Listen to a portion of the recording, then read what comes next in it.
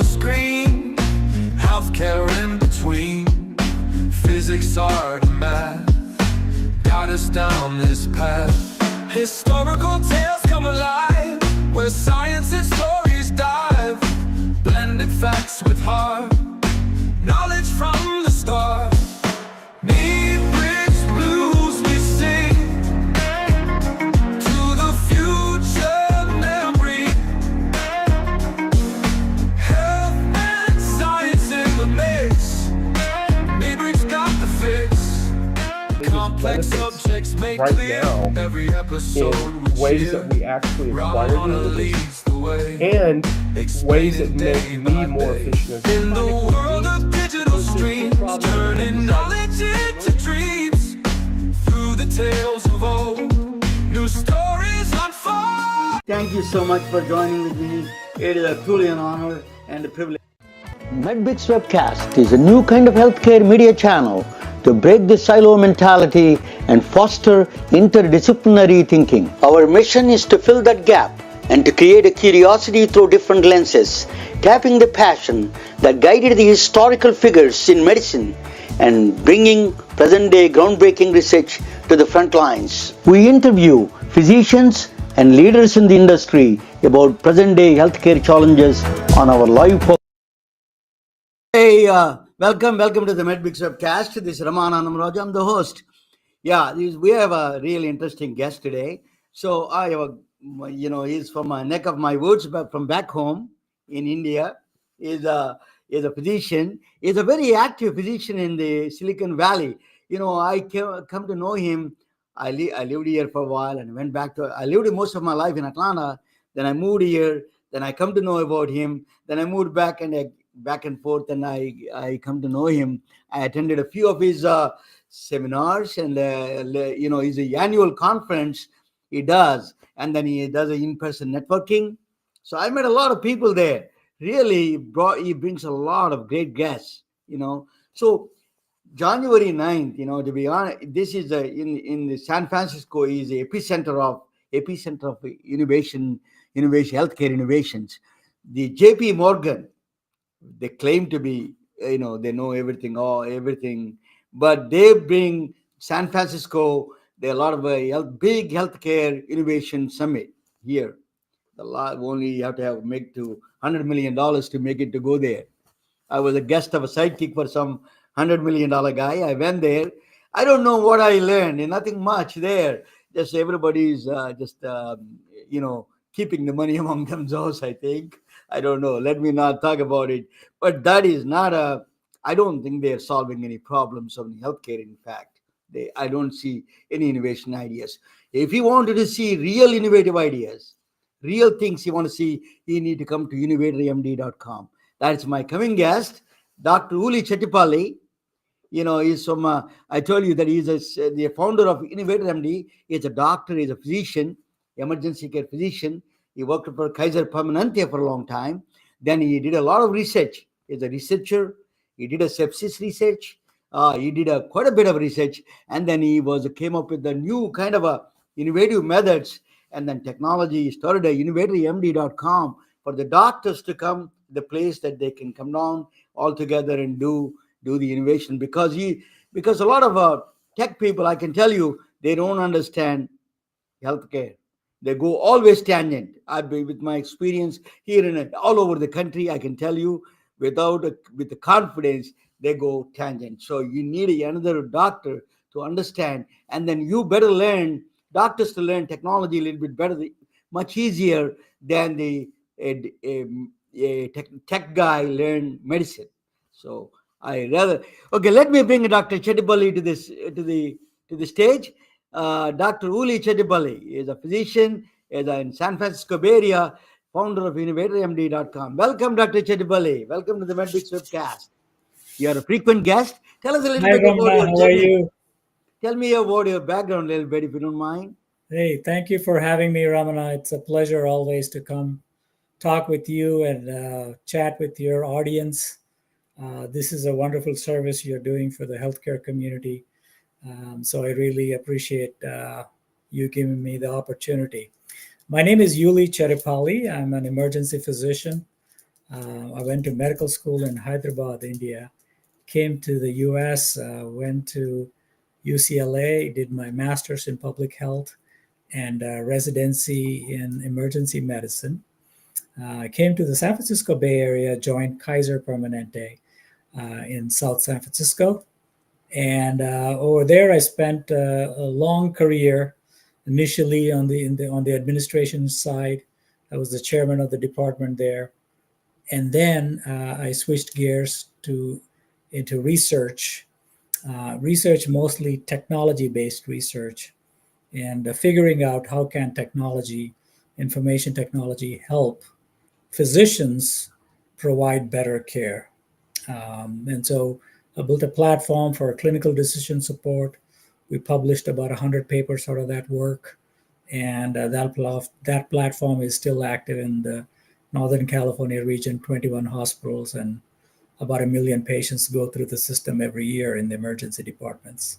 So it's all great. And then after I left Kaiser, I started InnovatorMD. InnovatorMD is it's a community of physicians, technologists, healthcare people, investors, students.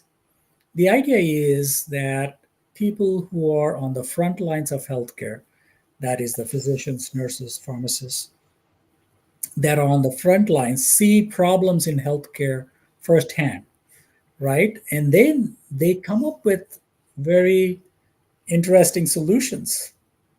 They come up with unique solutions, but then those solutions, it's hard for those solutions to go to market.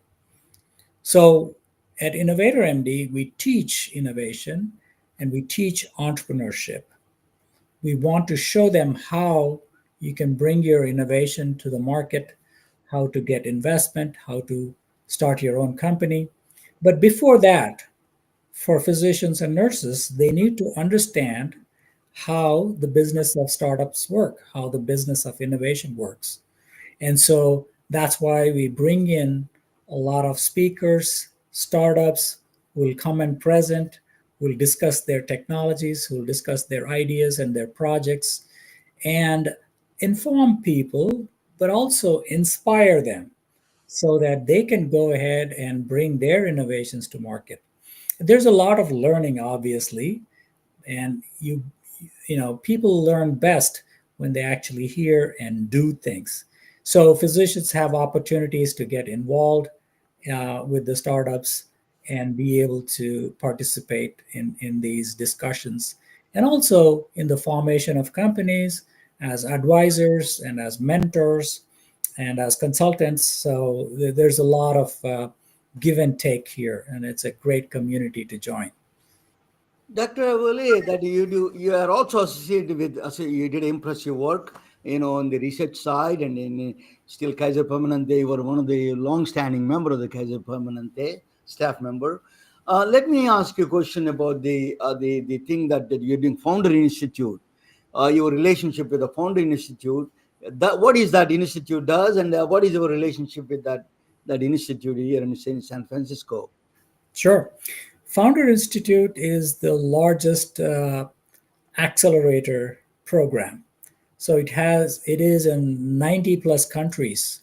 So there are many branches, or I should say cohorts, which are in different cities of the world.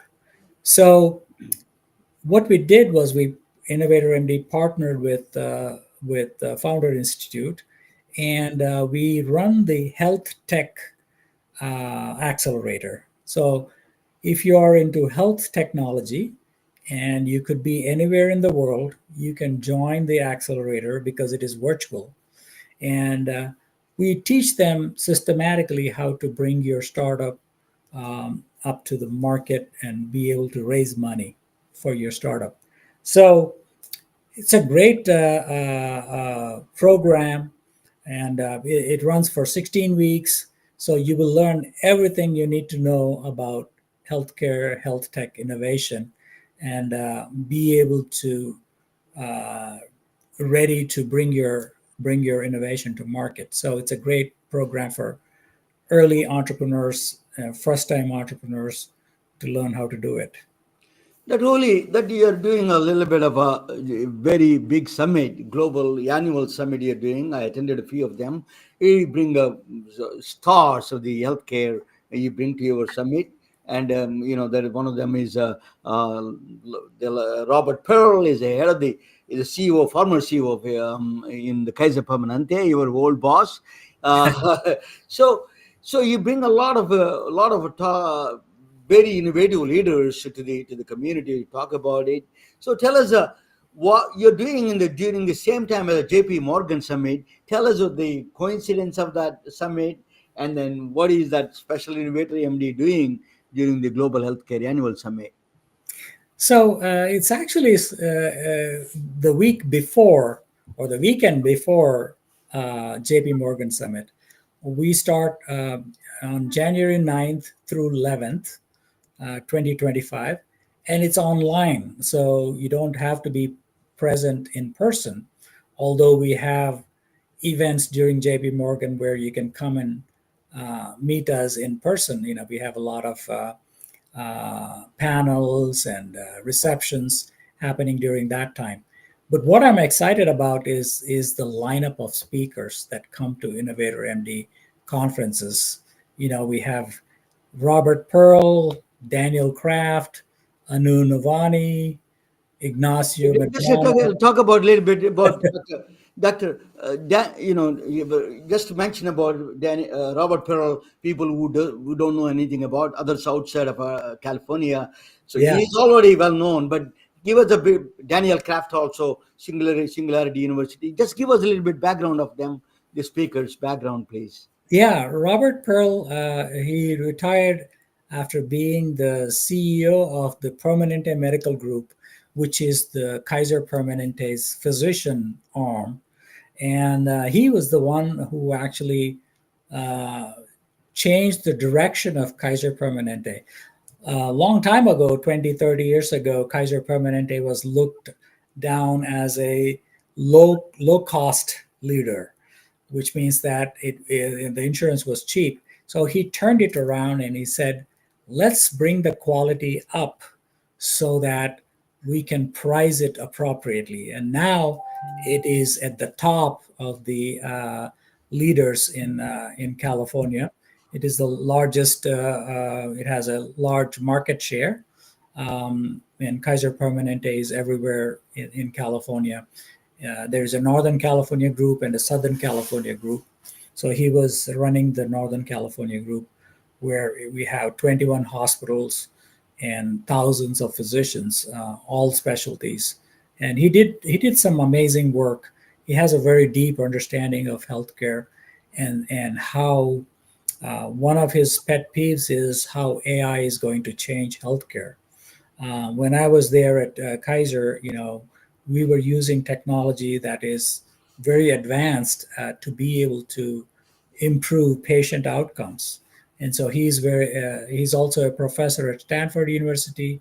He teaches at the business school, and he's a well-known expert in value-based care and technology, how technology. He's the author of the MD, ChatGPT MD, right? He wrote a book called ChatGPT MD. He wrote a book, Very well-known book, and he's a very articulate leader. He writes a crisp, clear writings. He's one of them. I'm a great fan of him, and he was on my Because of You. He was on my podcast also. Tell us, Daniel Kraft, a little bit about Dr. Daniel Kraft. Yeah, Daniel Kraft. He started the innovation work when he first did the Society of Physician Entrepreneurs here in the Bay Area. So that's when I got interested in his work. And then he joined Singularity University as the faculty of medicine, as a chair of medicine at Singularity University. And he was talking about all these futuristic things that were going to happen. And they are actually happening right now. And so he's a very well-versed futurist and also a very knowledgeable person in the innovation field. He can talk a lot about innovation, and his conference is called Next Med, NextMed Health, and that he conducts in San Diego. That is something, where all the top brands of startups will be there, and very top national speakers. And so that is something that we partner with him on that. So he's an amazing speaker. So don't miss that. You know that now the Anu Navani is a pain Yeah, physician, right? I met her one time. Then Nilavani is she's a physical medicine doctor. She understands um, uh, the how to treat medical problems with stem cells. She's a stem cell expert, and also she runs a large group of clinics that take care of people with injuries and sports and spinal problems. So she's an amazing speaker, and she does amazing work. Um, so yeah, I mean these guys yeah, are really stars. I met her and her husband also. Let me ask you a question. There's what are the other topics you're discussing in the Innovator MD besides these speakers? What are the topics? Focus of topic? Any particular topic is there? Yeah. So one of the key, obviously, the hot topic is AI and how AI is going to change medicine. But also, how does this innovation help physicians? And are there any downsides of innovation?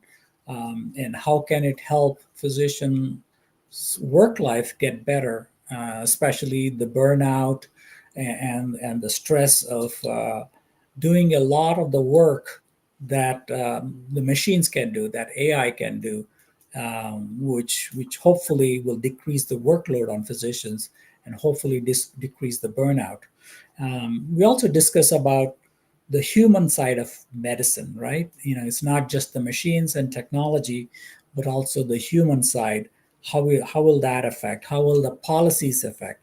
And that's why we see physicians and who are participating in the policy making, who are participating in the you know in the Congress. We do bring in congressmen, people who create these policies where the whole nation follows, right? How can we change or create policies which will help the patients and the physicians, and not just as a business, but also as a human benefit endeavor. And so you have Dr. Gautam Gulati. He's an expert in how to design homes so that your health is improved. Dr. Tran Tu Hyun, she is a startup founder. She's a surgeon who is well versed. And of course, you have Dr. Harvey Castro. He is the original Chat GPT doc. He uses Chat GPT a lot, and he shows how things can be improved, processes can be improved. So there's a lot of Paula Mito, Dr. Paula Mito, right? Dr. Paula Muto. Yeah, she's very big on policy. Policies. How will policies affect uh, uh, physicians and patient care? And then we have Dr. Monica Jain. She's a partner at Wavemaker 360. She's an investor, and so we talk about the financial side of innovation. How do we get these innovations into the market? How can we get it funded? Wavemaker 360 is a great partner for InnovatorMD, because a lot of our startups, they look at those startups and see if they can fund them. Yeah, I mean, there are some amazing speakers. So I don't Yeah, know. yeah, yeah. I don't know what the count is right now, but probably 40 plus speakers, I'm guessing. I You have a have, lot of speakers, yes. yeah. So over 3 days, starting at 8 a.m. And most of the morning to 1 p.m. for 3 days. That's what happens. And these speakers are amazing. If you want to get inspired about innovation, this is the place to be. So talking about startups, you have your own startup. It's called Sarka Therapeutics, right? So can you tell us Yes. a little bit about that? Your startup, why you started that? What inspired you to start that? Just can give you some background on that, Dr. Uli? Sure, sure. It's called Sirica Therapeutics, Sirica, Sirica. We have a daughter. Her name is Siri, and she was born way before Apple's Siri was born. And when she was 3, she was diagnosed with autism, and it was tough. This autism was very difficult to manage, because we didn't, the medical community didn't know much about autism at that time. And the only therapy we had available was ABA, applied behavior analysis. And so it was very challenging. And me being a researcher and a physician, I really looked into it, looked at all the possibilities, why it is happening, how can we treat it, what is the prognosis, how can we predict it. And so I went deeply into the research, and I was trying to find answers to, how can we treat this. And so one of the solutions came from how Siri, she got a lot of benefit from exercise. We found out that intensive exercise really helps with her regulation, with her behavior, and also her focus on education and other things. By the way, she is nonverbal, but now she's able to attend college. She's taking college courses. Um, she communicates using a letter board where she points to letters and be able to write essays and answers and takes tests and does homework. She gets all A's in her classes. So that is, we are very proud of her. But what she inspired in me is that how can we get people with autism to exercise and make that exercise into a therapy? So that was the basis and the inspiration for Sirica Therapeutics, where we are building an exercise machine which has virtual reality goggles and video gaming as part of the program, as part of the system. So when you're exercising, you are placed into a virtual game where, as you're exercising, you're actually riding a vehicle inside the game. And then you become a character in the game. And as the game progresses, as you're playing it, as you're riding this vehicle, you're also not only getting exercise, so you're challenged with physical exercise, but also a mental challenge, like playing the game. And so we think that that will help people with regulation, which means that they're much calmer, their anxiety will be down, they sleep better, and also it provides an environment in the brain that improves neuroplasticity. Neuroplasticity is where new nerve connections are formed. And we have seen this technology help stroke patients.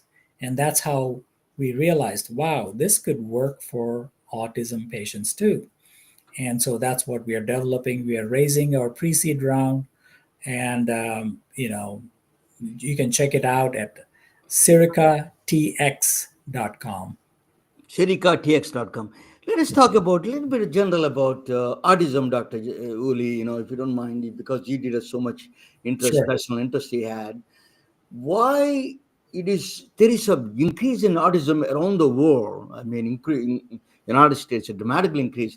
Tell us a little bit statistics and what do you think, what do you guess, what are the causes of that, and is unknown still. What are the things we know about it? Is why it is so much now prevalent, or we are diagnosing more, or we are most of the scientists also kind of autism spectrum fall under the also autism spectrum. Yeah. One of the scientists I'm going to talk about it, she really, what is that, one of the things that is one of the great scientists of the mathematician of the century. She has that kind of a situation. So tell us a little bit about that. What is the Yeah. autism situation is? So autism, or also known as autism spectrum disorder, it occurs. It is a neurodevelopmental disorder, which means that you're born with it, right? And so right now the prevalence is about 1 in 36 children have a diagnosis of autism, That's and just that is staggering. according to CDC. Yeah. Especially in the Bay Area, it's much higher Mm. for some reason.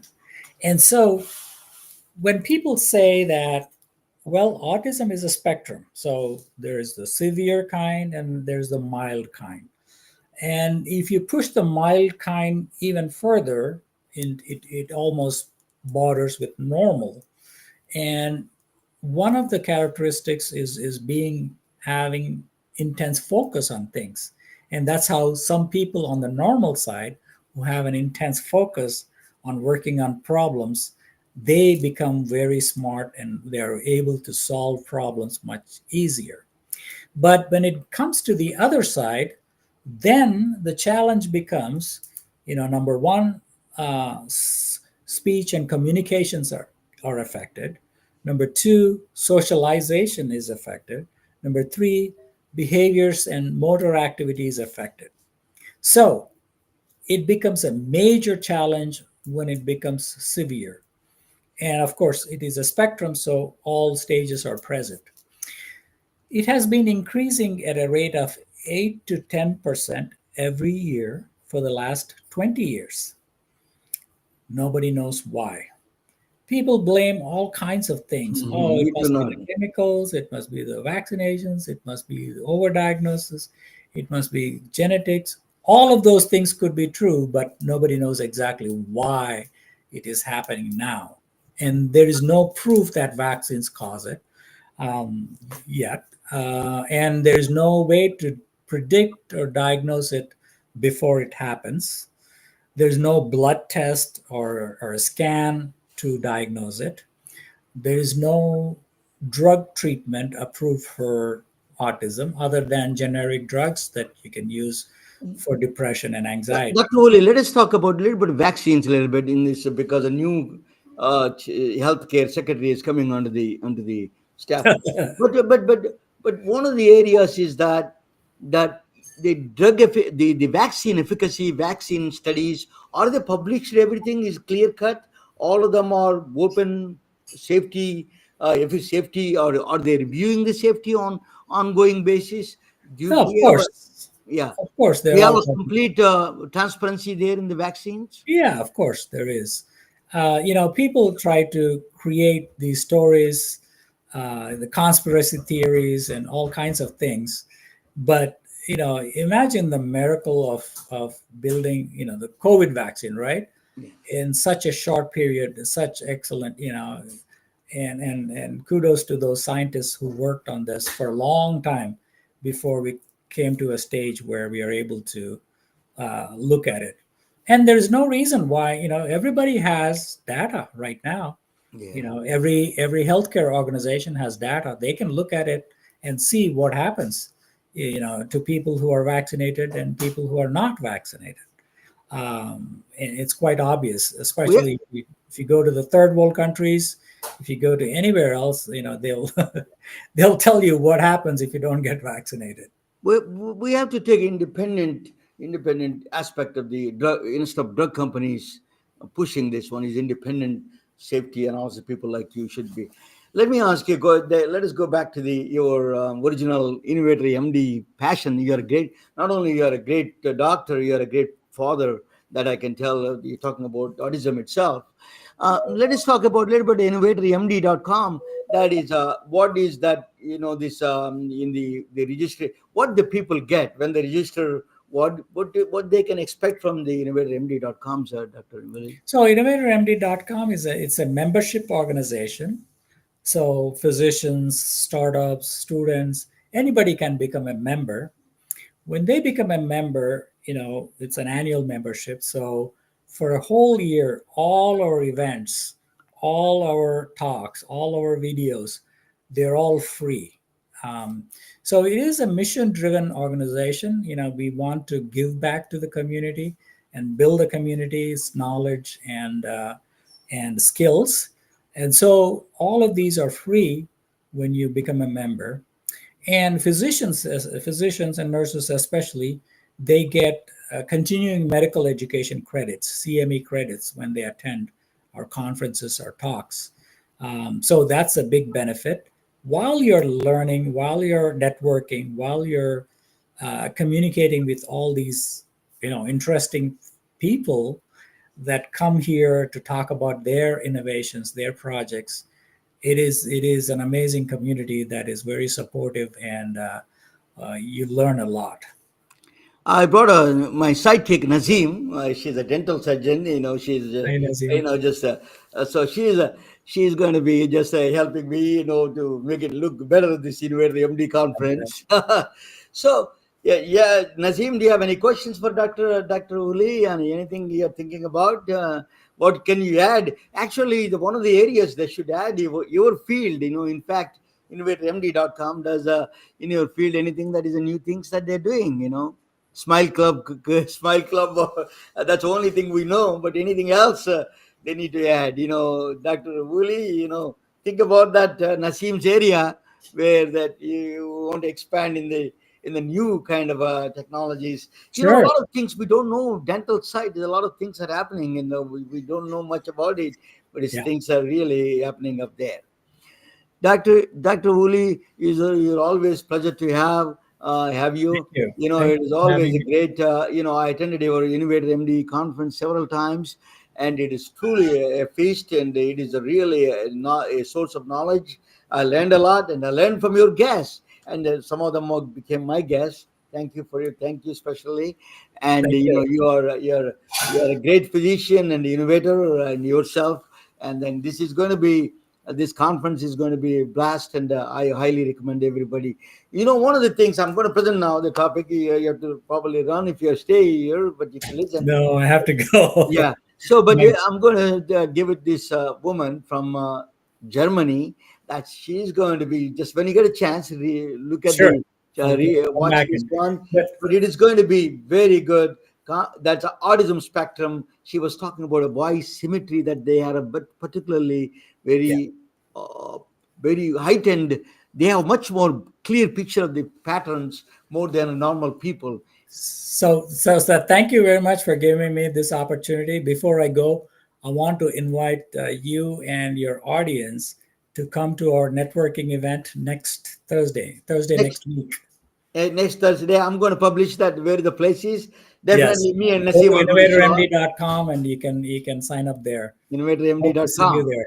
Yeah, we can count both of us. Thank you so much, Dr. Uli. Thank you so much. Okay. Bye-bye. Yeah, bye-bye, Dr. Uli. So, hey, Nasim, I'm going to present, what I do is that this is, you're the first time you're probably seeing it. What I do is I interview doctors and all kinds of nurses and people like you. Then I talk about a subject related to healthcare, So today, I'm going to talk about historical figure, something about a new thing that I'm going to talk about. You're going to see that you're going to give me, and you can jump in anytime you wanted to, and then you can give me some inputs if you need to. So let me present the topic. It is going to be, let me add a new scene. Let me get this one going. First, this is a side. So it is. I'm going to talk. That is Dr. Uli Chettipally. He's always a good friend of mine. He is the same. He is from this neck of my woods. Then I'm going to talk about a little bit about the symmetry, a loss of symmetry. What is that? It's connected to the healthcare. Not only good smile looks symmetrical, but I'm going to bring on the side, we are going to be on the side, me and Nazim. Nazim is going to be my co-host now. So, Lord Shiva is Hindu god. It is actually displayed in the front of gates of the CERN, the Hadron Collider in Switzerland. Hadron Collider is a high accelerator, high velocity accelerator, where they found a lot of new particles and new like a Higgs boson and all those places. They put this God's picture of a Nataraj, the dancing Shiva. The reason was one of them. They say that is the reason was it is a Lord Shiva is a representation of the creation, preservation, and destruction. It has all those things. He creates a universe, he preserves it, and then destroys it, and he creates again. That is a god, Hindu god. But in the structure, it is one thing that they notice in that structure is a symmetrical, a structurally symmetric with a circle around it, dynamic. Not only the dancing pose and the dance itself is a symmetrical, symbolic. Circular, very symbolism wise, is a very very powerful, symmetrical. What is symmetry? You may be wondering what is that symmetry means. If you see the flower, that is perfect in nature as a symmetry. If you see sunflower is a beautiful flower that's radially symmetric, that's a beautiful flower, then you can call it a beauty. The diamond, perfect example of the diamond is a perfect symmetry. That's one of the examples of the nature creates. Actually, the universe created the diamond. Diamonds are not made in the earth. Actually, when the universe created in the beginning, that's when the hot temperatures are the highest. That's where the diamonds are created. It's not, you cannot create now. But that is a nature. Nature has a power to create the symmetry. So in the health wise, Leonardo da Vinci, he created a first picture of the human. He recognized the symmetry of the human is a bilateral symmetry. So what is the definition of the symmetry? Is the quality of being made up of exactly similar parts facing each other or around an axis. That's what the definition of the is a similar parts on the left side and the right side are similar parts. If you see, for example, heart is in the asymmetric. The position is asymmetrically in the left side, but the chambers, the upper ventricle and the lower chamber, upper chamber, the left ventricle, all of them are the left chamber, all of them are perfectly symmetrical in the heart. The lungs are symmetrical on the left side and right side. So that is a human creation. We're a bilateral. We walk through two legs. That is symmetrical itself. So actually, by ataxia, you can do that. So there is a lot of biological creation. The butterfly, for example, the two wings are exactly same on both sides. So that symmetrical color. In the medical, for example, chest X-ray that you do, they want to compare both of them left to right. A symmetrical side. Beauty, like Nazim on the left side, beautiful faces. If the left side equal to the right side is a more similar to the left and right, they're going to be beautiful woman, beautiful person in general. Is a functional. I'm going to talk about functional symmetry. Is why they teach a dance to the football players, because it's a symmetrical positions. It prevents injuries. That's why they do that. So one of the things is, there is a lot of people say beauty is related to the symmetry. In fact, so if you take an axis, that's a Marilyn Monroe of Hollywood, Denzel Washington, a hero up there, and then there's an Indian that say this is the most beautiful woman in the world, but Aishwarya Roy, Indian actress. If you draw an axis on the right in the middle of the eyebrows, the left side is equal to almost looks like a more similar to the right side. If the more similar to the left and right, that is a more beautiful. That's what the definition of the beauty is in the symmetrical side. So that's a beauty comes from that symmetry of the face. Not only that, so actually, in the woman, this is done a research in the University of San Francisco. Women get a more orgasm with the men with the symmetrical faces. That's what they said. Even the honeybees really attracted to the beauty of the flower, not just the honey itself. The beauty of the flower, radially symmetrical flower. It looks at it and then goes there. It's a very strange, but the phenomena is very interesting phenomena there. So what is the so asymmetry? If there is a faces or asymmetric fear of asymmetry, people get scared of people. If you see in the movies Joker or Frankenstein, the left side is entirely different than right side. Asymmetric faces create a fear in us. So asymmetry is the reason was asymmetry causes of people with the show aggression, depression, because the reason was there is a physical deformation is not because psychological. There must be some kind of a problem with the health itself. That's a deformation coming. Deformation comes from the health care the point of view, but we should not treat them. We have to treat them with a simple empathy, not be scared of them. But that is the prevalent picture in the history that they do. Obsessive compulsory disorder. I have a friend. If you see anybody with the refrigerator looks like that and the bathroom looks like that, run away from them. They are crazy. They are obsessively. The new research is coming. Obsessive compulsory disorder may not be psychological. It is the fear of asymmetry. They created a genetic disorder. Is a genetic disorder is the extreme fear of asymmetry. Any slight change of symmetry is not there. They're nervous. They're maybe it's a genetic disorder that asymmetry created for them. That is a genes maybe playing a role. So that is a obsessive compulsory disorder, maybe a genetic factor. That's one of the things they're saying is not may not be safe. A lot of people wash hands and then they, I have a friend in Philadelphia. When I go there, she drives me nuts. That she puts the refrigerator looks like that. If I change a little bit of one of the positions, if I take the milk carton and put it in a different place, she goes nuts. So these kind of people, that is a really problematic. It's not a psychological disease, maybe evolutionary disorder. That is. So one of the thing is also positive side of the autism. How do people with some of the autism spectrum people? You have a visual perception is a brain imaging, a functional MRI. They found out they have a very fun, strange way, exceptional quality of finding the patterns in the system with the people with autism. So exceptional abilities of people with autism spectrum can find eye tracking experiments. They did that, cognitive assessments. So they have a very powerful ability to recognize patterns that you cannot see, normal people cannot see. So let me go back to take you some other place. Einstein got a problem in physics.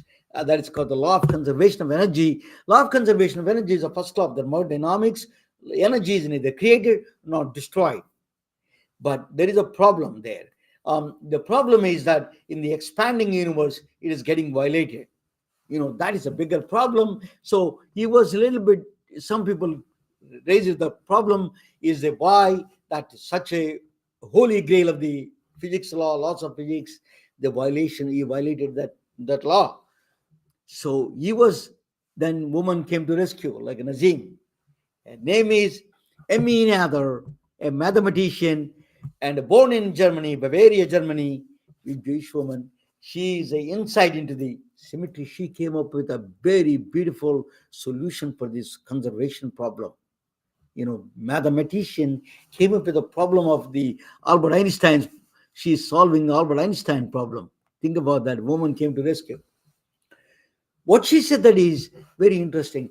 Beauty is more fundamental than laws of physics. Laws of physics are emergent from the beauty. Laws of symmetry. The symmetry is more fundamental. The laws of physics come from the geometry of the physics. They came from the emergent. The laws of physics come from the emergence of the symmetry itself. Laws of physics may not be fundamental. So one of the laws she did is a snowflake. I can tell you about the snowflake is a radial symmetry. I can say rotational symmetry. If you take a snowflake, a perfectly snowflake is beautiful, right? If you take a snowflake and then moves around 360 degrees, any position, you cannot tell the difference. That is called a transformation. You cannot tell the transformation whether you take a left side 30 degrees or right side 90 degrees. You cannot tell the difference but the snowflake, that is the previous snowflake to the next position. That's called a rotational symmetry. It's a property of the nature, is that when you move things, you cannot tell the difference. That is a rotational symmetry. It is actually something strangely connected to the laws of physics, universal laws of physics. Angular momentum is a very fundamental principles of the physics. So that's why figure skaters, they need to, for example, when they skate, they have to close the hands closer to them, because to conserve the angular momentum, otherwise they will fall on their butt. So that is angular momentum is a conservation of angular momentum is through rotational symmetry. There's a strange connection between the rotational symmetry, the symmetry of moving the anything that moves and it looks same, is the same as the conservation energy or laws of physics came out of that process. As strange as it seems to be, even for physicists, it is strange. So not only that, conservation of energy. So if you boil a water today or boil water tomorrow, it is going to boil. It's not going to stop boiling tomorrow. This very strange phenomena is the conservation of energy. In fact, that's the first law of thermodynamics. Energy is neither created nor destroyed. It's not going to change the law because today or is different than tomorrow. That is actually the law came out of that, is the law of conservation of energy. So lots of symmetry. The geometry itself is the fundamental symmetry in the universe is more fundamental than the laws of physics. It's a philosophical, but it is a very powerful way of looking at their cheat sheet. Actually, all the laws of physics are cheat sheets for the laws of symmetry. So geometry and then beauty, they are very connected together. That's a symmetry. For example, translation symmetry is the conservation of momentum. You see rotational symmetry, and then time symmetry is the conservation of energy. All of them are symmetries. You can do symmetry is a geometry, basically. That's what it is. Left sides, the beauty, everything is defined through this kind of thing.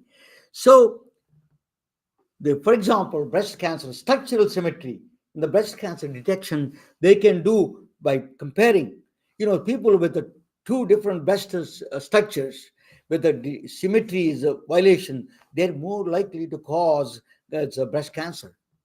That's what one of the risk factors, in fact. If you want to be a good plastic surgeon or good dentist like Nazim, you need to understand the symmetry, reconstruction, anything you do, implants or anything like that. You have to understand reconstruction very well. That's why you need to understand the symmetry. Very important, geometrical symmetry.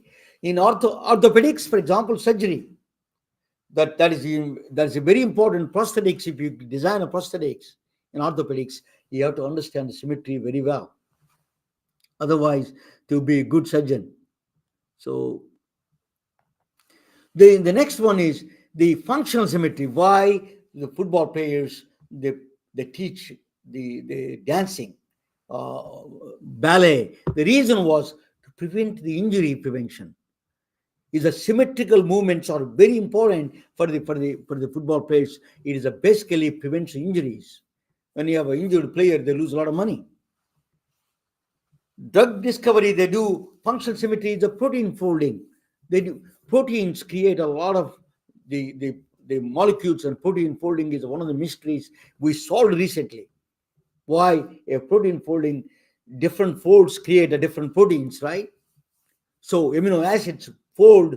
That's why the DeepMind in the Google did that. Actually, 200 million proteins it created. So it is a drug discovery. Is a symmetrical. There is symmetry involved in the laws of symmetry has to be followed. So psilocybin fractal symmetry, for example, you can psilocybin people to take this mushrooms and LSD and all these things. They see a visualization, a symmetry. They see gods and there are a lot of graphics, super graphics they see. But You can actually replace with the psilocybin with a virtual reality. You can create the same kind of thing, kind of creative experience. We may have a solution without psilocybin, without a chemical reaction, without using substance. We can create a same thing with the virtual reality. The fractal geometry can create that fractals, that symmetry, fractal symmetry can create that experience. So human symmetry is a body of human wonder. Human body is the nature's wonder. That's connected with the universal laws of symmetry. So this is really, we need to appreciate the laws of symmetry. It is a really, thank you for watching. The woman that invented, let me give you that, 1 second. So Emmy Nather died in 1935. She moved from Germany. So she was actually a professor in the German university. Then during the World War I, they said that why she was a professor. Woman should not be a professor. They said what her boss, who is one of the famous mathematicians, said that this is not a Turkish bathhouse. They're learning the education. So that's what he said. And he stood for her. And then it's unknown, world ignored, history ignored this kind of people. Women are ignored in the history. What contribution she made is enormous. She moved to Philadelphia, Bryn Mawr College, and then Philadelphia, ashes on what they did when she died. She with the cervical cancer, she died, ovarian cancer, and then they buried her her ashes were actually spread across the Brown Mawr College. Albert Einstein, the genius of our century, called her genius. She showed the path, the light to him. So she is the women were discriminated, women were not taken. Really, there is a lot of women contributed to science and medicine. We need to bring them. That's why I bought them. Thank you for watching. I'm going to bring a little bit now, bring Nazim back to the stage and ask her what she thinks about it. Okay, let me thank you all watching. This is, let me close this one. So Nazim, what do you think? Yeah. Well, I mean, being an orthodontist, the first thing that we look at the mouth is the symmetry of the midline and the jaws and everything. And this topic resonated with me so much. The amount of you're such a multifaceted person, and the amount and how you connect the ideas was fascinating. I personally think that especially this topic is everything. And I mean, as I said again, as an orthodontist, I really enjoyed listening, and I hope one day I can contribute more to your audience. And it was an honor for me to listen. And within maybe less than an hour, I learned so much. Actually, there is a lot of people came from Iran. The polymath physician like Ibn Sena, all those people that they did contribute to this kind of a technology, this kind of mathematics and physics that today we are seeing is not powerful. Whatever they invented, the science is still same. We have a nice computers and all those things, but the science is a fundamental. That's what they did was even today. That is what we're enjoying. This technology is accelerating the pace. But basically, we are all people, different people contributed this kind of thing. We should not ignore the history. That's one thing I want to bring to history to the front lines, to teach them how powerful history of science is, how it contributed to the modern day sciences. That's, thank you for coming in. I need a person like you to talk about it.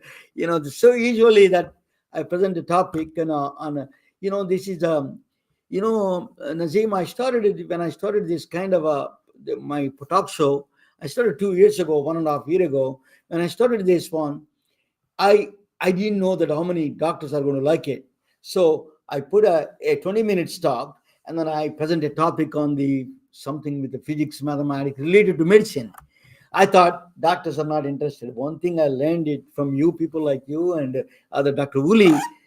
Doctors are in general curious people. That's why they went into the medicine, they went into the dentistry, they went into other medical field, because the reason is they are curious people in to start with, right? You're very curious people. So I brought that childlike curiosity, bring it back, and it really caught up with the people, and I got a very good traction, and a lot of people watch my program. Thank you, and that's a big honor to Yeah, me. yeah, Yeah. thank you. And thanks for also beside like putting all these together and bringing guests, which of course is valuable. Also, thank you for the person who you are, Ramana. I'm very lucky to get to know you and connected with you. Thank you so much. Good night, all of you. I'm going to stay same place, stay same place. Nazim, I'll talk with you. But that. Thank you all for joining. Don't forget to MD, Dr. Uli Chettipally's program. It's a really fascinating. You need to attend. And then if you have a time to come down, and if you are in the Bay Area, please attend this next Thursday. You can do Burlingame and the Hyatt near his office. The beautiful in-person meetings, and go to innovatormd.com. You will find all those information. Thank you all. Good night, and good night, all of you. We are retelling their stories through our patented designs that can be worn on scrubs, t-shirts, printed on conference bags, and endless other promotional materials. Daily Wear for Medicine is the first ever of its kind to create curiosity in medicine through visual art. We at MedBricks are celebrating unsung heroes of the past who made enormous contributions to the field of medicine through our unique campaign called Daily Wear for Medicine. You can wear it, carry it, and give it.